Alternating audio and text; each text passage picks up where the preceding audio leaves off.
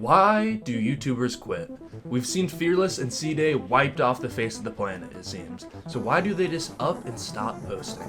I made a list of the 7 main reasons big YouTubers quit, each reason getting progressively more intense, and the last one I bet you haven't even considered before. Because I didn't until I was actually a YouTuber that quit. So yes, I speak on this matter with a fact of ethos. Insider knowledge, that is, because I am a YouTuber that quit for over 2 years. So if you are one of my 200,000 TikTok followers or 11,000 YouTube subscribers, hi, it's been a while. And if you never knew me before and just clicked because you saw Fearless and Ceeday in the thumbnail, then welcome. So the first reason that big YouTubers quit, they prefer a stable income. YouTube is daunting and doesn't pay evenly. I'm sure most of you are familiar with the term CPM, which stands for cost per mile, and this is how much money YouTubers make per view. And this number is wildly different between channels. Better yet, it's confirmed that CPM for gaming YouTubers is at the bottom end of what's available. So if Ceeday and Fearless could get a regular job that pays an even salary, it's possible they would rather go down that route and avoid the headache that is YouTube payment. It's so inconsistent, and if you could just get a regular job, they might prefer that a little bit more. This is a little bit different than me. Because I was a smaller channel, I wasn't making that much money, so I couldn't really make the decision between the two, but an actual job would pay way more for me than YouTube ever would. Number 2, they prefer time to themselves. Whether these YouTubers are retired, living off of these old YouTube checks, or if they decided to work a 9 to 5, they have time to themselves.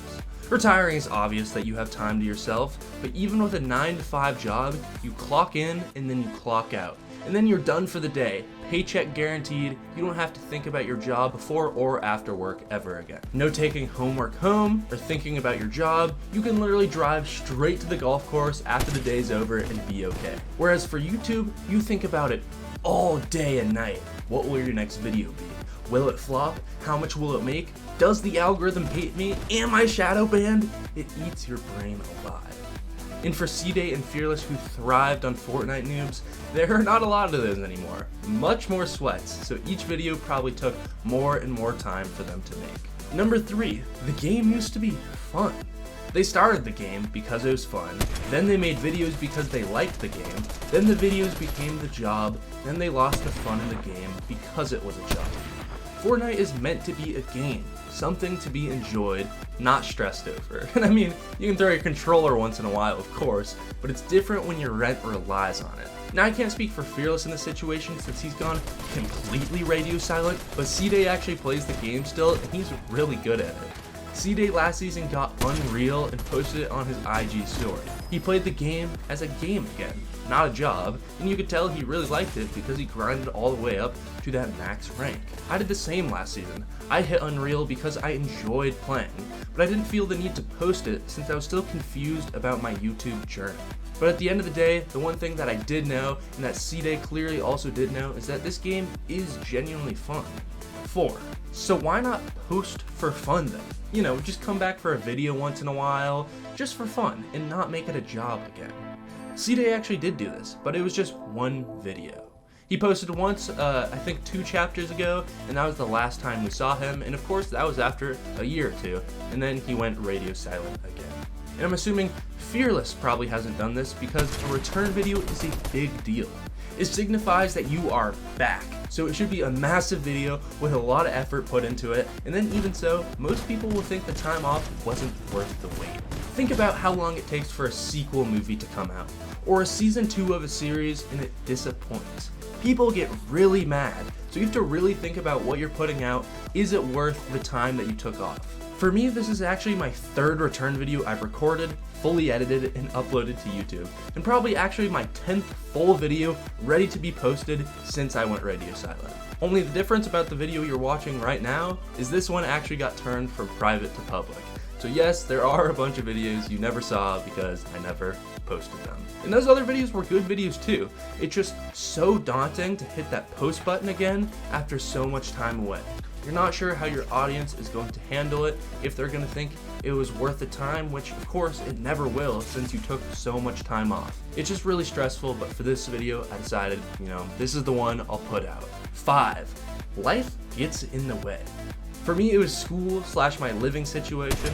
I lived in a house with 30 guys, thin walls, and I was in college. So it was really hard to get these videos recorded, especially as a Fortnite YouTuber living with all these college-age guys. So that was a bit of the reason for me. But for them, it could have been family, getting sick. This is the time during COVID when those two YouTubers quit, maybe deaths in the family, etc. Or on a brighter note, it could be something great, like they might have started dating, marriages in the family, travel, etc. In that case, life just simply takes precedent over recording videos. Number 6, videos flopping after betting your entire mortgage on the video. And what I mean by this is putting so much work, effort, and time into the video, it could equate to the worth of your fucking house, and then the video flopping. For Ceeday and Fearless, they never really had videos that flopped since they all got millions of views, but comparatively to their other videos, some didn't do as good as others. We don't know the back end of their channels, but chasing your best video metrics is a never-ending rat race. You might put twice the effort into one video just for it to do half as good as another. So sometimes this is very defeating. Like for me, the old videos I made were highly edited and relied too much on outside traffic from TikTok to get views. So when a video flopped, it was hours down the drain. And I know Ceeday and Fearless's content style was to over-edit the hell out of videos with memes, so I know they felt this too. So for me, in the future, I'll try to post more consistently about a topic that I don't need to put 100+ hours of editing into, so if a video flops, it wouldn't be a big deal. I'd hope one day for the two of them that they can do this too, but for me, it'll take the form of Fortnite tips, pro breakdowns, VOD reviews, things that I genuinely want to watch to learn, but I don't need to edit the hell out of it. I used to make purely entertainment value-based stories, but I learned that most people want real value from their time. Obviously. And in video form, that comes from learning things. So for real, in the future, I want to make sure that I don't become another Ceeday or Fearless lost to the wind again. Please keep me accountable in the comments, and I'll keep these videos shorter and more consistent for you guys, where you'll actually learn something. And 7, you might not have considered this before, but some opportunities are actually better than being a YouTuber. Actually, many people think YouTubers are making so much money doing what they love, which is gaming, so it must be the most fulfilling thing out there.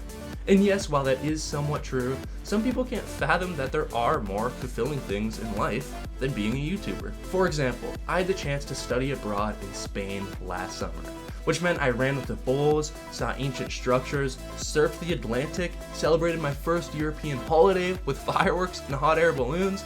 It was like it was out of a movie. And I did that because it was a school experience. Like again, guys, I only have 11,000 subscribers, not that much money.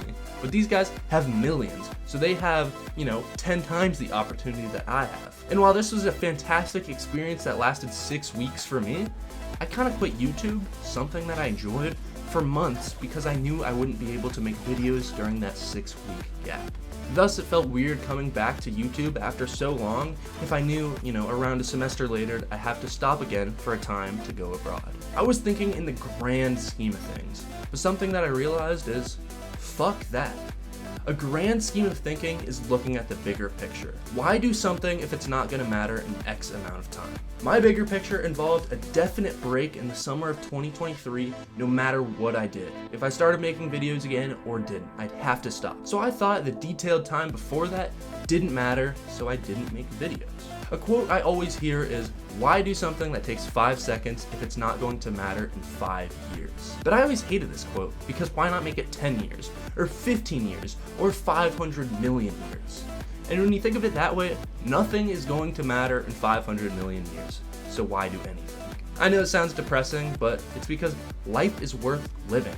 It isn't about the grand scheme of things, the 500 million years, because nothing lasts the test of time. Life is worth living because of the details.